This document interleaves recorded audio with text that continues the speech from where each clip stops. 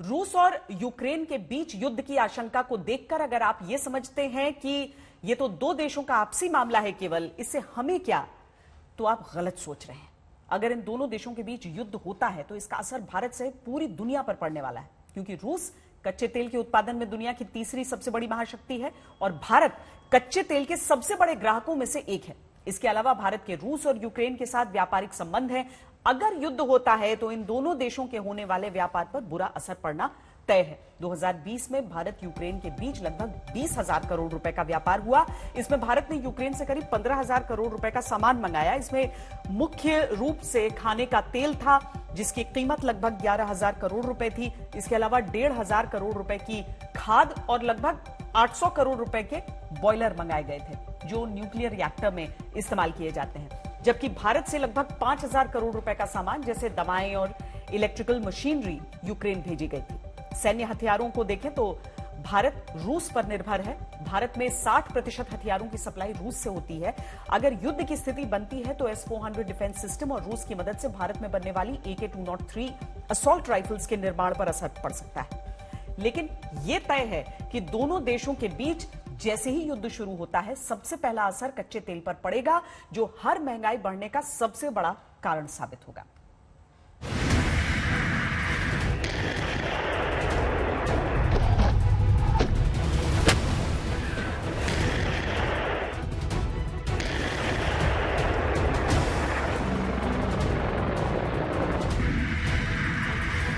अगर युद्ध हुआ तो पूरी दुनिया को इसकी भारी कीमत चुकानी होगी।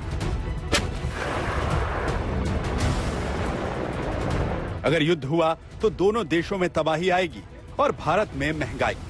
अगर युद्ध हुआ तो दुनिया भर के क्रूड ऑयल मार्केट में आग लग जाएगी, क्योंकि अरब देशों की तरह रूस भी कच्चे तेल के उत्पादन में अच्छी पकड़ रखता है। ऐसे में कच्चे तेल के दाम $95 प्रति बैरल से ऊपर जा सकते हैं।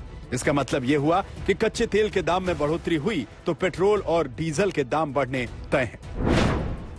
रूस एक दिन में 1 करोड़ बैरल तेल का उत्पादन करता है, जो दुनिया भर की कुल मांग का लगभग 10% है। इसके अलावा रूस यूरोप में नेचुरल गैस का सबसे बड़ा सप्लायर है। अगर यह सप्लाई लाइन बिगड़ती है तो ईंधन की कीमतें आसमान पर पहुंच जाएंगी, जिसका सीधा असर भारत समेत पूरी दुनिया पर पड़ सकता है।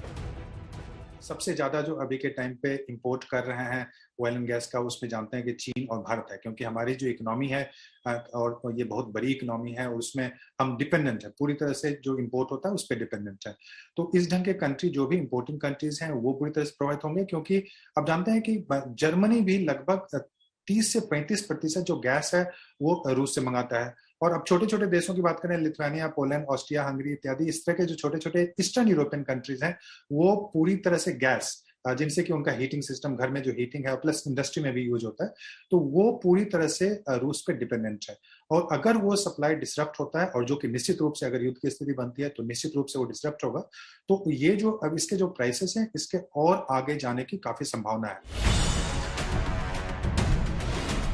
भारत कच्चे तेल के मामले में दुनिया के सबसे बड़े ग्राहकों में से एक है और साल की शुरुआत में अब तक कच्चे तेल में 18 से 20% का उछाल आ चुका है। लेकिन इसके बावजूद केंद्र सरकार ने दाम नहीं बढ़ाए, क्योंकि इसके सामने 5 राज्यों में चुनाव की मजबूरी है। लेकिन चुनाव के बाद दाम बढ़ाने की कई वजहें सामने आ जाएंगी।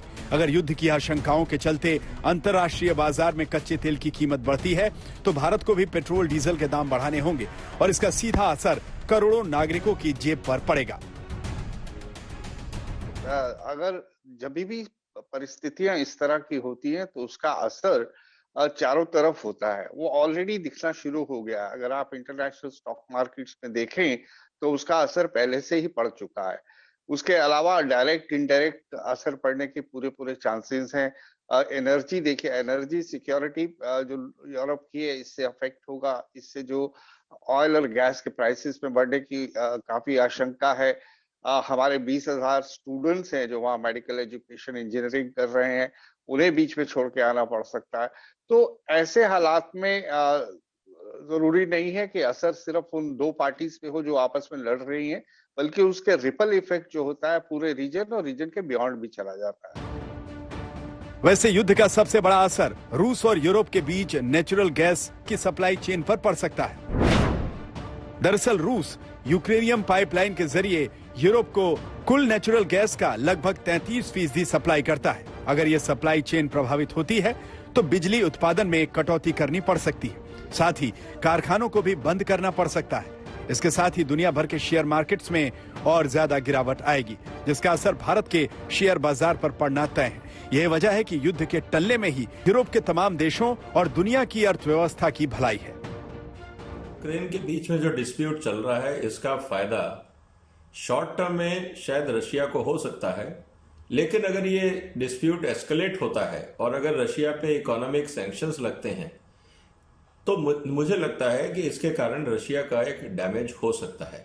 लेकिन क्योंकि वेस्टर्न यूरोप और यूरोपियन कंट्रीज एनर्जी सप्लाई के लिए रशिया पे डिपेंडेंट हैं, तो अगर ये एस्केलेशन होता है और हॉस्टाइल वे में अगर रशिया अपनी गैस सप्लाईज यूरोप को बंद करता है तो एक बहुत बड़ा इकोनॉमिक चैलेंज यूरोप के लिए खड़ा हो जाएगा।